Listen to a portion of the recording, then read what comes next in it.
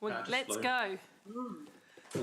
Terrible one. Because this won't take any time at all. It will. Okay.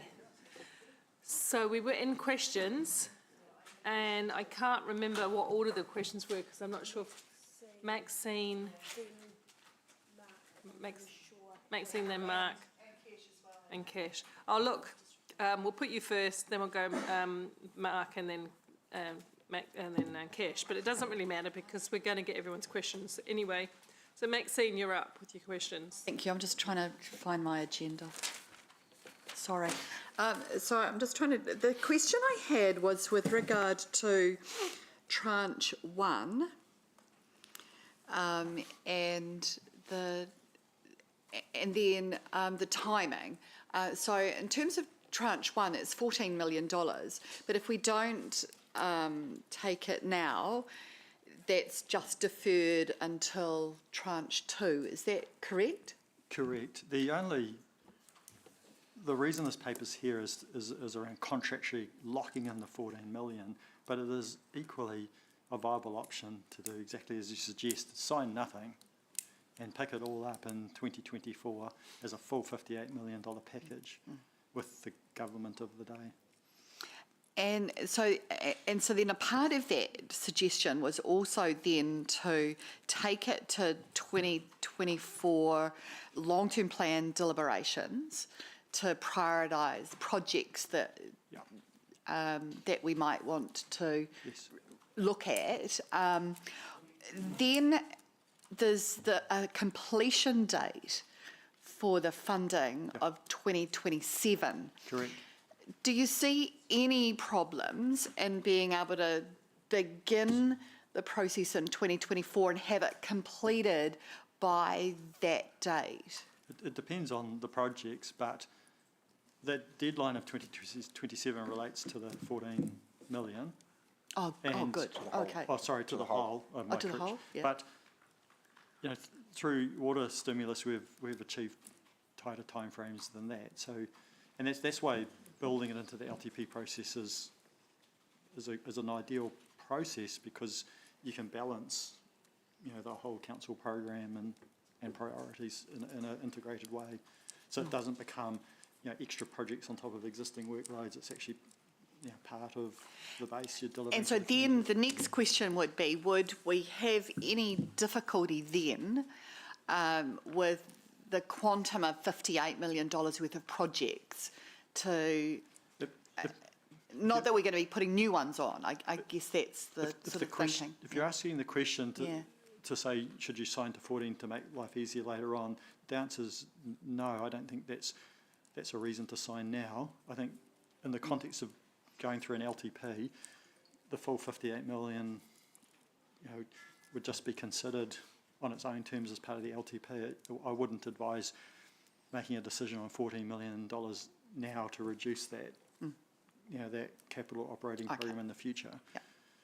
In the context of the whole LTP, 14 is a lot of money, but it's not a lot in the context of an LTP process.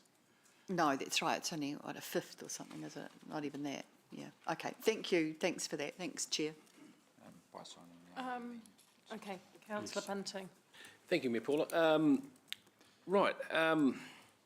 So at the LG&Z conference last year down in Blenheim, when this was all unveiled and presented to us, I was left with the impression that, okay, well, it's not much, but at least it's a bucket of cash. It's not a bucket of cash, is it? It's, you know, it's not easy to get your hands on this either, is it? It's not just guaranteed money. I'm just trying to make this really simple. It's ring-fenced to Hamilton City. That's the government proposal. But we've still got to jump through a few hoops to get that. Like, we can't just use it on anything. So we've made that quite clear. You can't use it on anything. You have. You can only use it on the outcomes the government's prescribed in the contract. So that's hoop number one. Yeah. Hoop number two, the iwi Māori engagement. Say iwi don't agree to what we want to do, then we can't get our hands on that either. So this is starting to form a wee bit of a pattern. Sorry, is that a question? Yeah, am I right there? There's the for tranche 1, Tranche one, yeah. The requirement is that we pre-engage. Pre-engage. Which we have done through the JMA. The report on Better Off was part of the last committee meeting. Yep. Of council meeting, and that went to the JMA, and that's been our process. Yeah. But your question was and- about if they disagree. If they disagree with it, And what happens? then the other part of the engagement for tranche one is on page 10, was that we provide information to iwi Māori. So that's for the all. tranche one, that's the minimum requirement. We can exceed the minimum requirement if we want to, obviously. So what's their option should they disagree? If they disagree? That is not listed as a criteria Okay. for whether we get the funding or not, based on the information on page 179 of your report. Yeah, I was looking at that, and I think broadly it was acknowledge iwi Māori concerns and aspirations, determine issues and problems together. So I'm assuming that, say there was a project that iwi said, no, we'd rather have this, would it become a problem? Do we know? Because it just seems the language there is a wee bit stronger than the normal JMA process that we follow. The language is stronger than the Yeah. normal process, absolutely. Yeah. But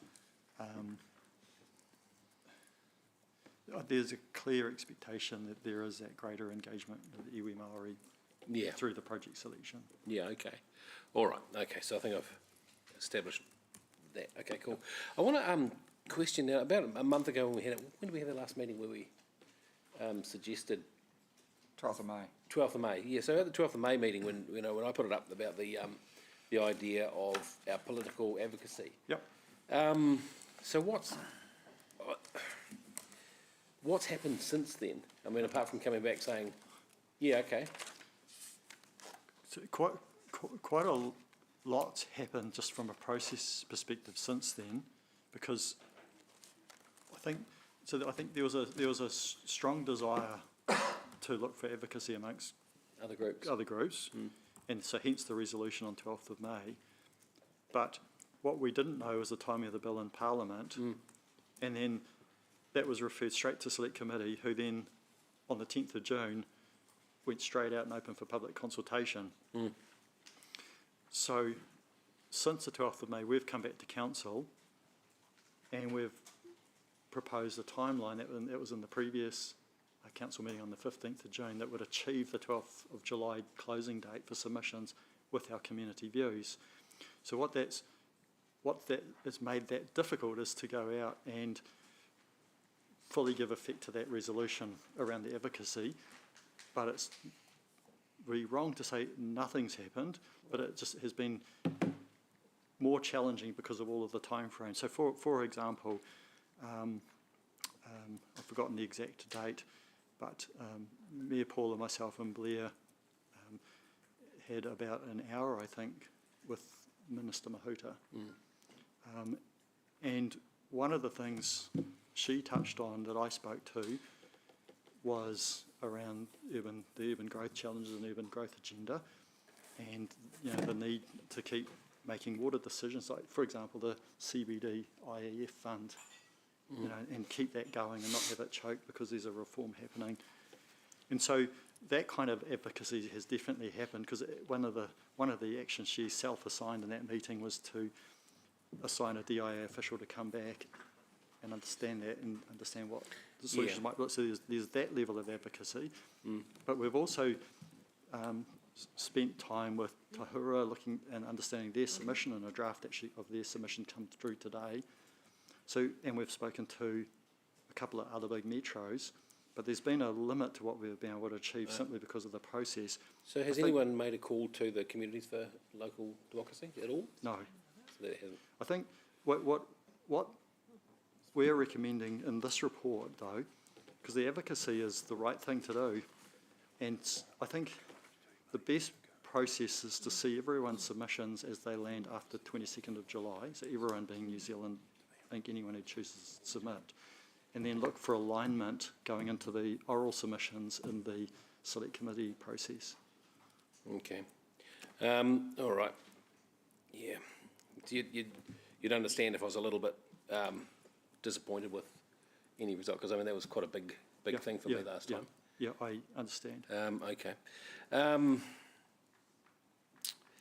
So has anything happened of, I remember Mayor Paula was going to talk with Commissioner Tolley regards coming up with a combined proposal. Was anything happened there that we know of? That was about 2 meetings ago, I think. Yeah, that was a while ago. I can't recall the date. We have, as officers, met with Tauranga on a number of occasions. But there's no joint That thing would coming through? that wouldn't be correct. So everyone's focusing on the submission, right? So to put aside Hamilton City, other councils are focusing on the submission as well. That's their priority also. But for example, at least every week or two, I have a discussion with other councils around what they're doing and opportunities for alignment at an officer level. Yeah. But given where we're at in the process now, I think the best alignment is that post the written submission, but pre the oral submission. And I know that's not necessarily what you want to hear, but that's just the symptom of the deadlines that we're now working to. Oh, there's been a lot I haven't wanted to hear. It's okay. And so, with regards to not from you personally, okay, but the consultation, are you confident that the 2 weeks is going to get us a decent representation of what the community feels? I think we've got a two-pronged approach, which Nigel and the broader comms team have put a considerable amount of effort into, and so as you know, there's two approaches. So one is a survey based on the electoral roll, and my words, but we've engineered that backwards to make sure the outputs are statistically significant. So, for example, 3% is significant. If you look at how many responses you typically get on a survey, we've gone out to 10,000 people, hoping for a 1,000 answer response. So, there's that limb, and then the second limb, of course, is via the council webpage, and then all the collateral that's been rolling out as well. Yeah. So, it's I think it's a pretty good approach. Okay, but 2 weeks. So he's answered the question. I guess you'll have a view on that, like we all do, Mark. Yeah. Okay. I mean, look, it's not reasonable to expect staff to have a No, I know. I'm sort of running out of people to ask. Yeah, so it's, I know. Yeah. I know. Okay. No, look, you can ask anyone else here. Kind of as far as I can go with that. But thank you. Okay. I appreciate it. Thanks for all your work. Thank you. Thank you. Cash, Councillor Cash. Just around the motion at the moment, that we note the staff report and gather feedback about tranche 1. What will that feedback feed into? Or what are we doing with the feedback? It would be good to receive some additional clarity around that. I think it would. In my mind, I think it shifts this report out to a future session to make a signed, not signed decision. That's how I see it running, but I'm open to others' views. So is it like a briefing to talk about this exact thing again? Like, is that what we're There'll doing? be another step in the process. Yeah. I guess my intention, and I've seen Angela's amendment, which actually I'm quite favourable to. Where's the amendment? Her amendment. Oh, yep. Okay. It's just been Got you. emailed. It would set it back until after the public consultation is complete, for one thing. That's one of the intents. Plus, it would give us time to chase the detail of the costs more expressly. Got you. Sorry, I I haven't didn't see the misquoted you amendment. there, have I, Angela? No, perfect. So we're both actually on the same page with our motions. So I'm happy to remove my motion in favour of Angela's becoming the motion, because I think hers is quite explicit and it's helpful in the way of feedback. Have staff had the opportunity to have a look at it? I'm just going to ask them that. Have you seen Angela's feedback? Yes. Yeah. What have. do you have any concerns with that? Is it real likelihood that we won't have those Yeah, I was just going to say that. There's no problem with the amendment at all. It's council's decision in all of this. I just want to manage expectations that even if we came back the day before it was due for signing on 29th of September, we may not have answers to those questions. Yeah. That's the manage expectations part. But it's apart from that comment, it's a perfectly viable amendment from a technical perspective. But there's every chance some further information will come to the table. I'm sure there will With be that further signal. information, but to the extent that's required in that amendment, I don't know. Okay. Can I just add in, we're obviously working on the sorts of things that the council might put into its submission, and the funding issue is definitely something in our submission to the select committee as well. So we're banging on this door at every opportunity. So this actually gives good clarity to what's expected. I just had another question, if that's all right. Pardon? I just had another question, Yeah, if sure, that's all go right. on, sorry. I'm looking at point 30 on page 138, and 30C. So you mentioned ages ago that tranche 1, that we're not politically constrained, I think is the words you used. Yeah. So how does that, Yeah, I wanted to really highlight this part actually. So the FAQs are clear. So if council was of a view to sign the tranche 1 for the 14 million, you're not politically constrained. You can have whatever view you want at any time you want and make whatever representation you want in the select committee process, and that's fine. But there are, at an officer level, the contract that comes with tranche 1 has a requirement for staff to work with DIA on matters associated with transition.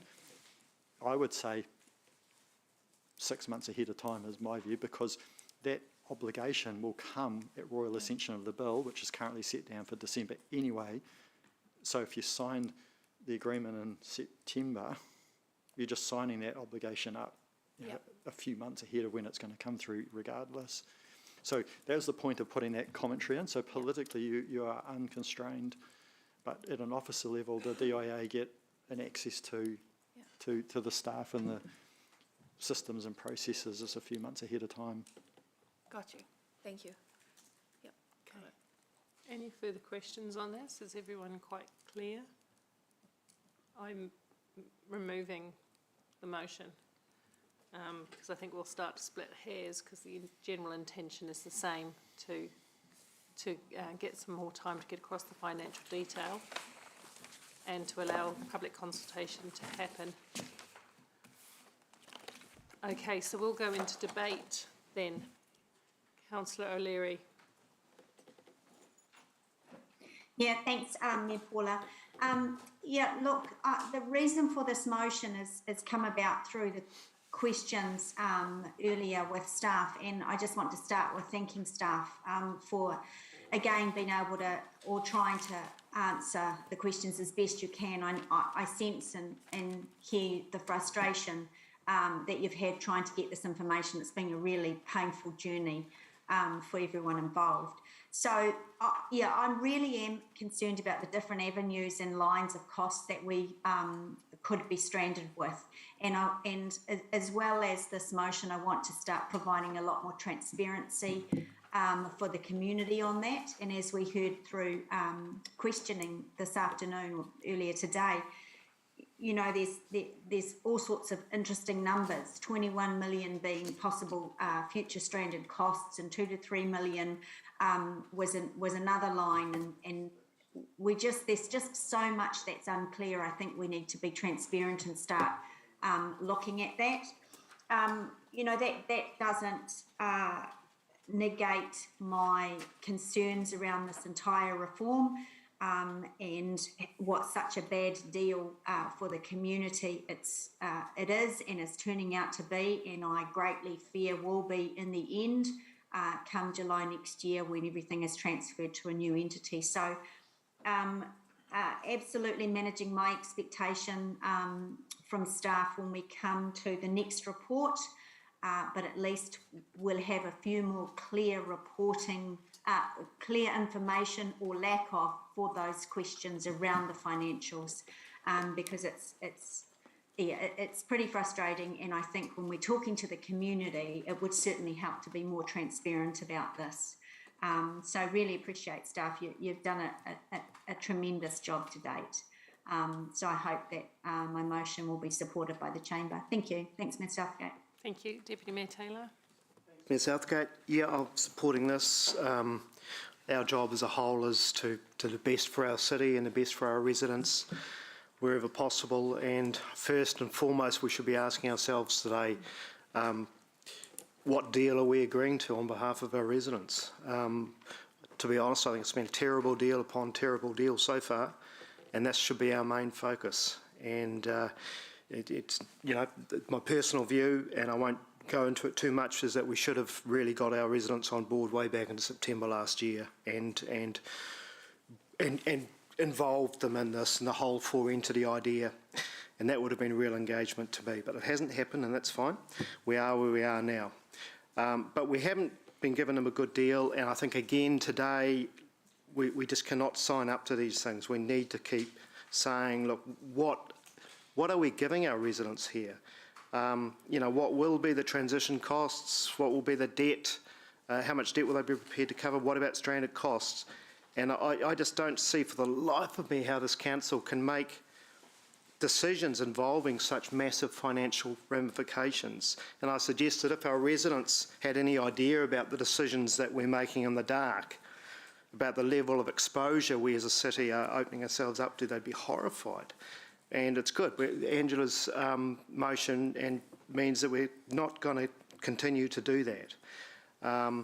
I'm glad that we've got rid of the clause in the Mayor's motion about political advocacy, because I think that is just far too little, far too late now. If we were going to do that, that should have been 6 months, a year ago. There's no point now making a big deal about political advocacy. It's far too late. So, yep, I'll support this, and with all the same reservations as Councillor O'Leary has about the whole process, but with a ray of light that with a new government we may get this whole sorry mess repealed. Thank you. Thank you. Councillor Wilson.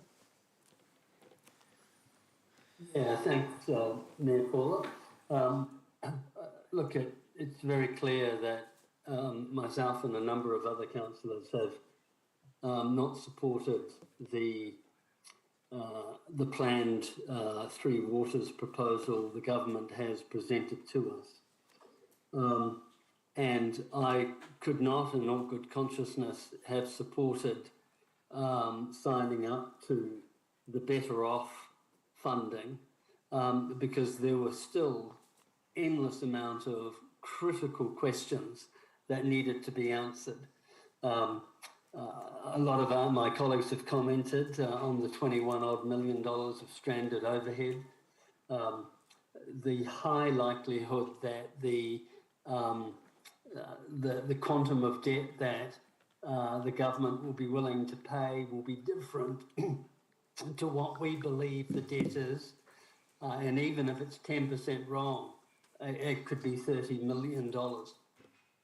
And I am still very concerned about issues of needing to have Mana Whenua agree with us on how we allocate these resources. And so I think it only makes sense to say to the government, look, we're not even interested in being able to give you a response to your request regarding the Better Off funding until the government's able to articulate, you know, what will you pay in terms of debt off our current assets, our Three Water assets, and how are you going to manage things like stranded overheads? So I think we're making a sensible decision, and I appreciate. Sorry, I'm choking on an M&M. There's a moral in that story. Don't eat peanut M&Ms and talk at the same I think Councillor Angela has made the right decision by putting forward a motion that simply says, no, look, we don't have enough information to make an informed decision. And so I'll be supporting the motion. Thank you. Councillor Bunting.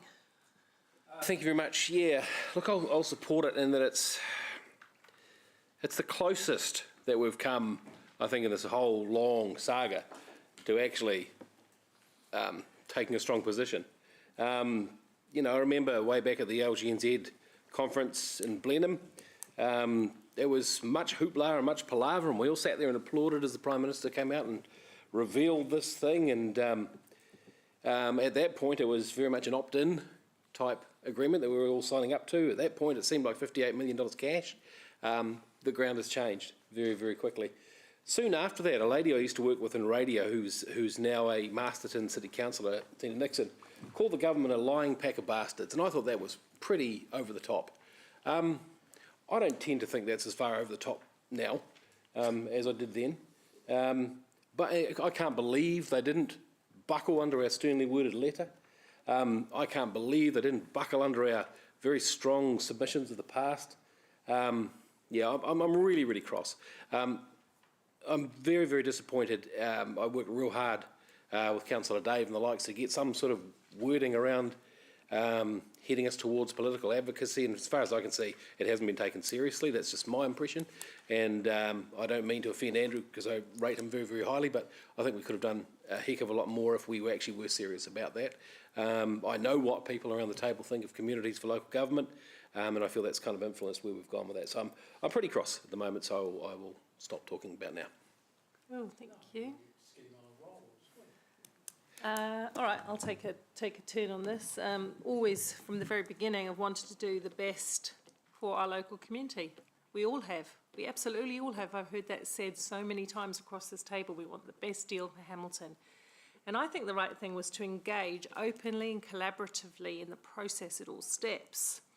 I myself have worked very hard to shape the future of this, and we have worked very hard to shape the future of this. We've got some runs on the board here and there, but some points that we've raised have been unresolved at this point. And I've put hundreds and hundreds and hundreds of hours into this, attending DIA advisory boards, all of the very many Zoom calls and local government calls, quite often on my own in that space. But I have done the very best I could to get government to understand the game stopper for us here in Hamilton.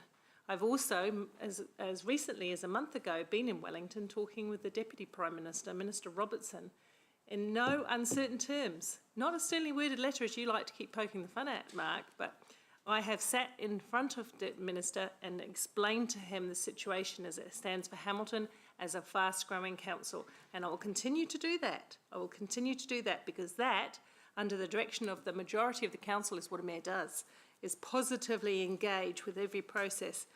But anyway, I agree today with both Jeff and Angela at this point because we need certainty that this is the best deal for Hamilton. And this does mean understanding the dollars, does. So Mark is right, things have changed.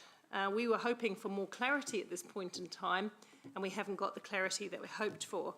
And I thank Angela for the clarity that her motion gives to the concerns that we have at this point in time. And just a point on terms of political advocacy, not one council anywhere up and down the country has had more impact than we have.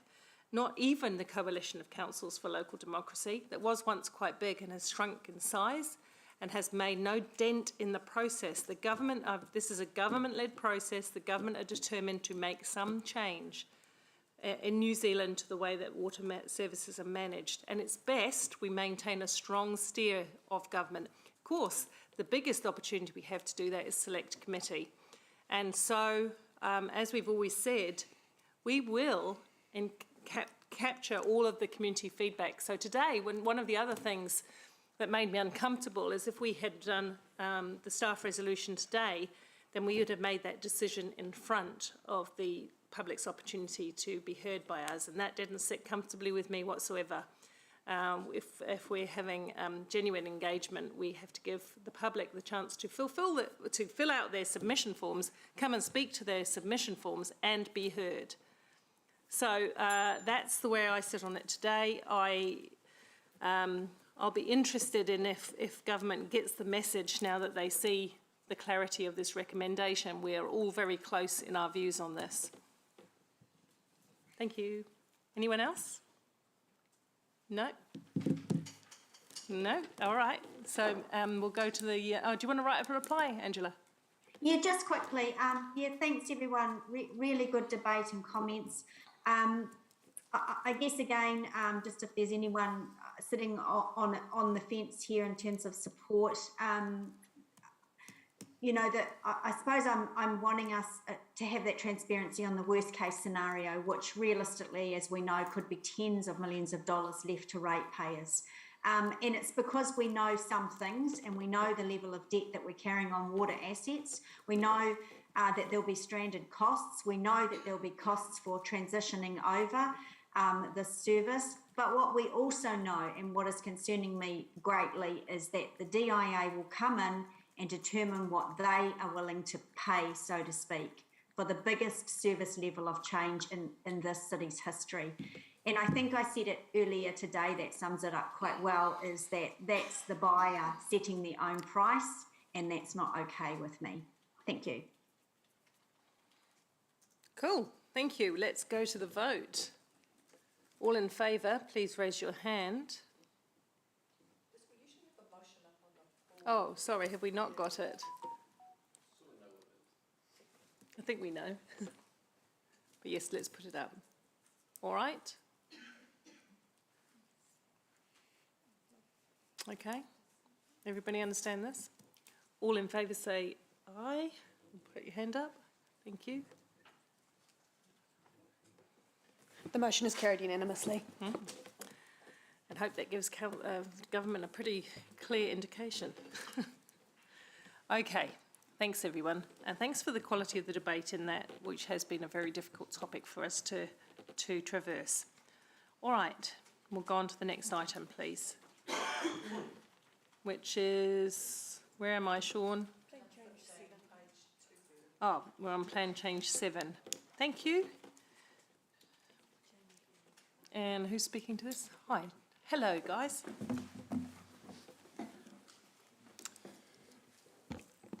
Kia ora koutou.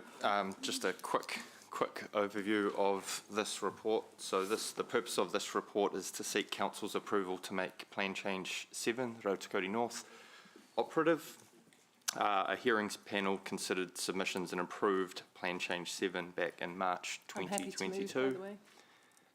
We received no appeals, and this step is essentially the final step in the process and integrates the plan change into the operative district plan. So I've so moved. If somebody would like to second, Councillor Bunting. Thank you. It's all very straightforward. The report was very straightforward, so thank you. Is there any debate? As a mover, I would just say thanks to staff for the good job you've done on this. And the only one point that I will raise is that private plan changes are a real thing, and they can impact on the way we roll out development for our city, as this one has done. I feel fairly optimistic that the MAID group have genuine intents to create a different looking kind of subdivision with many high quality aspects of community living. So look forward to them being able to deliver houses quite quickly, but also to deliver a connected community. If anything is to go by from some of the developments that they've done in Auckland, we're setting the bar high for a really big outcome from the MAID group here. So thank you. Anyone else would like to talk to it? No? All right, all in favour? The motion is carried unanimously. Thank you. Item 16. Those were the two that we were going to defer to. Oh, those that we're deferring tomorrow because we no longer have any staff. So we're going into... Peacock's contract update. Andrew. Yeah, here's my piece of paper gone. Peacock's contract, thanks. It's a risk I miss the climate policy. They often miss the climate policy. Yeah. No, I was just going to say that I may be absent for the climate policy if, depending on how much we achieve in the next 15 minutes. So. No, I don't think that would be. I don't think that would be good with your work. So we will shift climate to tomorrow. I would hate to have you done so much work on it and not be able to. I'll be here. You don't want that same thing as last time. Okay, we're done with that? So, okay, cool. So Peacock contract updates. Thank you. I'll be very quick. I'll just step through the resolution. So the first resolution 4B is a procedural one because the costs, and I talked to Councillor Pascoe as Chair of Finance a couple of days ago about this as well, but the $2.1 million COVID budget was established in the Finance Committee, and then the $18.1 million for cost escalations being through the full annual plan process. So the resolution is subject to adoption of the annual plan that essentially updates the delegation and the contract so we can access and utilise those budgets. So that's the first part. The second part I'm particularly proud of, so we've gone back to Treasury and the Minister of Finance and renegotiated the HIF loan repayments. So I guess this is a case where deferrals are great. So every drawdown is an interest-free 10-year loan, but in the original agreement, it also had a number of fixed value lump sum payments. You can best see those on page 308 of your report. So about 16 million of that sits in the current LTP period and is in the LTP. So we've actually been able to shunt the $16 million out significantly in time. Essentially, we don't make our first payment until 2027, which I think is a great outcome from a financial perspective and interest costs avoided. So that's the second item.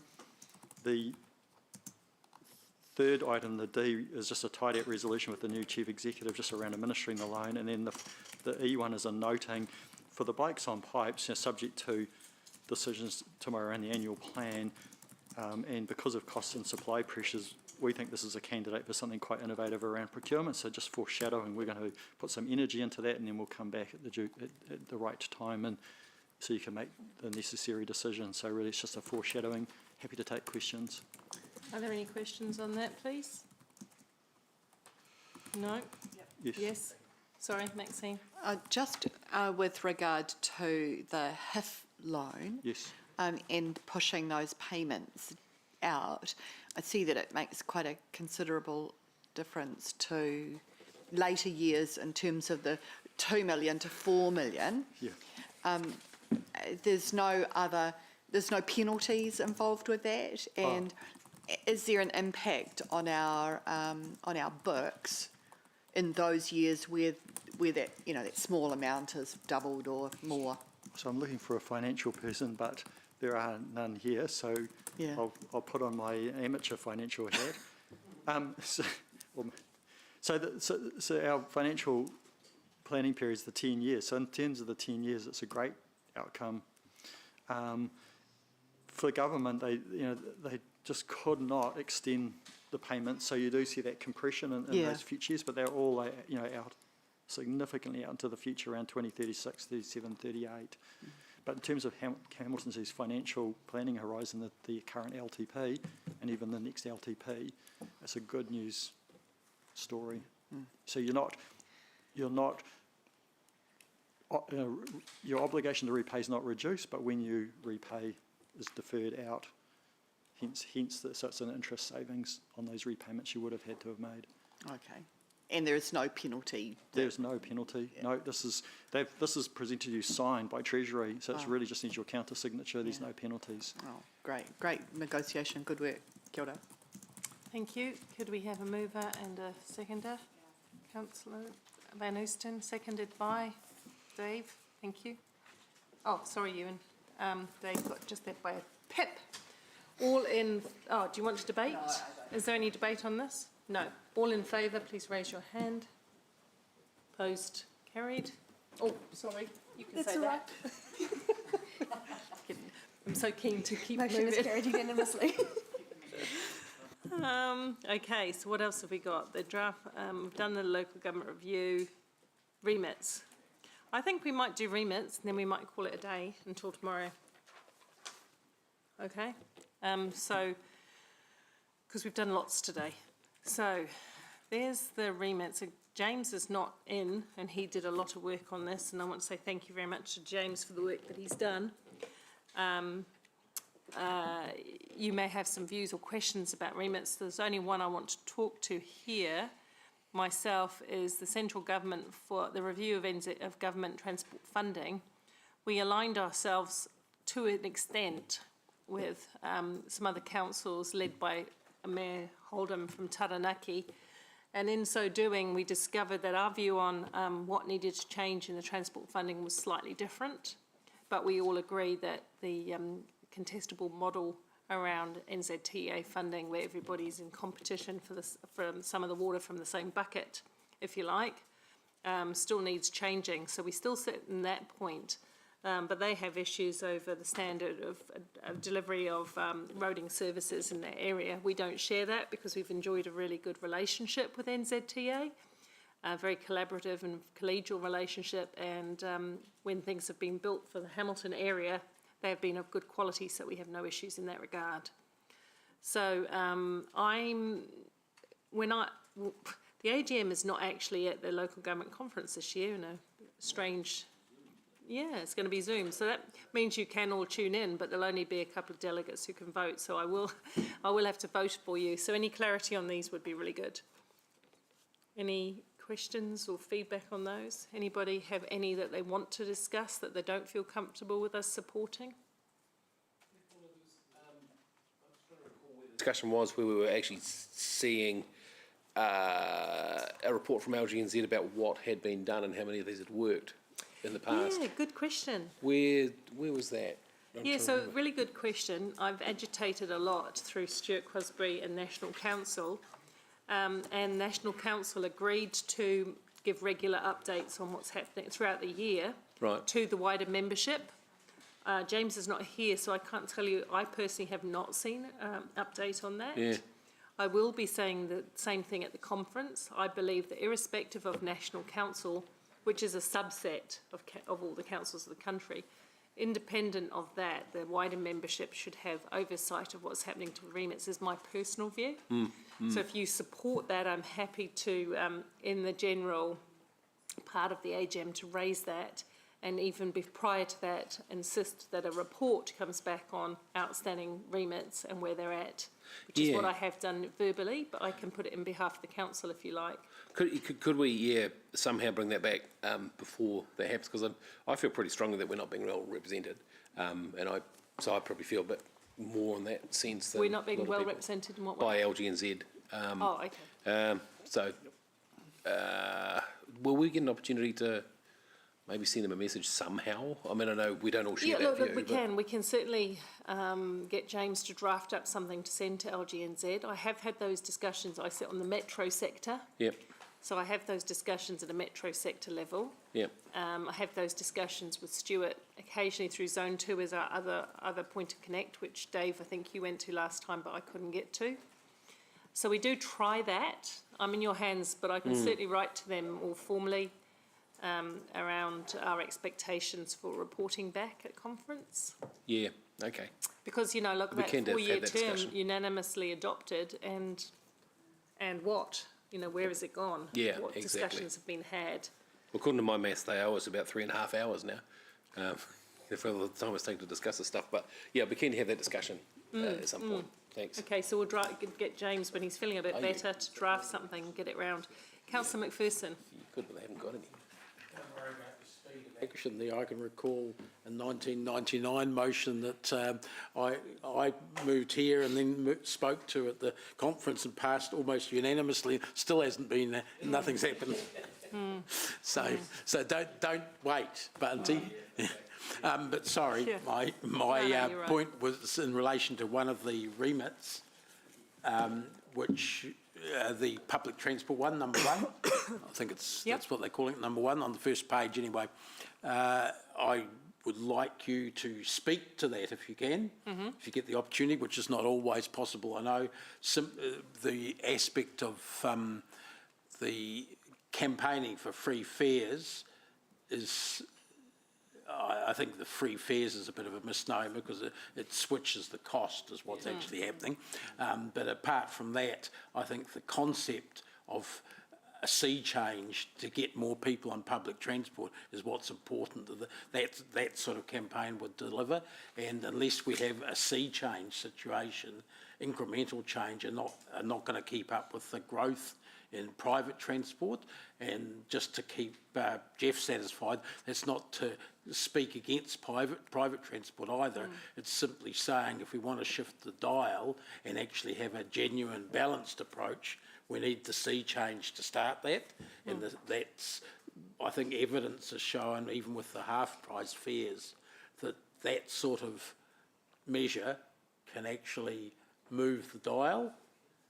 And the problem with that measure is it's only temporary and it's only half-assed.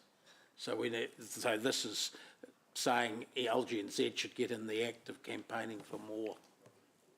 Yeah, look, I'm happy to speak to it. I just will need, we'll need to draft something up and get your direction as council, because I don't speak to my own views at conference, I speak to the views of council. So having some clarity about the points you want me to raise in the debate would be helpful.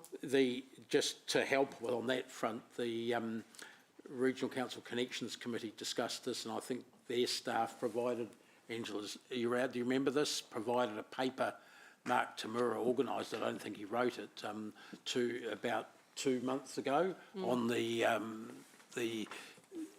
free fares campaign. So our staff can get a copy of whatever was put up there and see if that fits the bill. So, Evelisa, do you think you could put something together for James to circulate to council in terms of, we've got a bit of time on this one. Yeah. Because at the moment, all we have to do is decide whether we support all of these remits, and then we can put together the case behind it. Obviously, I'm speaking in favour of us doing that. Are you? But more. All right. Any other issues that, otherwise I'm going to move them as a block because, you know, might as well move them as a block. Seconder, please. Oh, thank I'll you. second. Oh, no. Someone in the room. Mark's done it. Mark Donovan. Is there any debate? I don't think so. I think we just. I just note just as a point of interest in my debate, my not quite debate, is that this is the smallest number of remits I've ever seen go to in my entire time on politics go to a conference. Yeah. Yeah, and look, I've been pretty dogged about that. I really have, about reporting back, and I'm not going to let go of that one at all. Because they should. We're the members, and they have to report back to a membership. That's the way it goes. All right. All in favour? The motion is carried unanimously. Okay, we're going to stop. Oh, hang on. Could we do those? Oh, we'll do the recommendations from committees. Yeah, item 21, because I don't think they'll... Yeah. Okay, so the Finance Committee, Maxine, anything?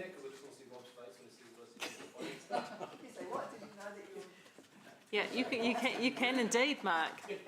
So it's moved by Maxine, seconded by Mark. Any comments need to be raised? No, all in favour? Carried unanimously. Infra Ops, Angela, you're moving? Yes, I'll move. Just a simple matter recommending up to council to revoke the previous speed bylaw. Okay, cool. Angela's moved, Sarah's gone, so I'll second. All in favour? Carried unanimously. Okay, District Plan Committee, Ryan's gone. Mark Donovan. Angela and Mark Donovan. Anything to raise from that? No. All in favour? Carried unanimously. Hearings and Engagement Committee, Ewan. He's eating M&Ms. Eating popcorn. Thing to raise. You keen to raise, to move it, seconded by Councillor Mark Donovan. Anything to report, Ewan? No. No, keep eating. All in favour? Carried unanimously. And that's it, is it? Yeah, could we just have a resolution to move all the items that have not been discussed today formally to tomorrow's agenda? Okay, Yeah. all right. It's been moved by you and seconded by Martin That's my Gallagher. next question. All in favour? Oi, put up your hands so we can... Carried unanimously. All right, thanks everyone. Thank you for a good day of debate. Rugby, everyone. It's very cold outside. Is it? 10 degrees, 23 degrees. Holy shit. 4 degrees at the I moment. better put some good clothes on for this rugby. Just come straight back in here. Still cake there.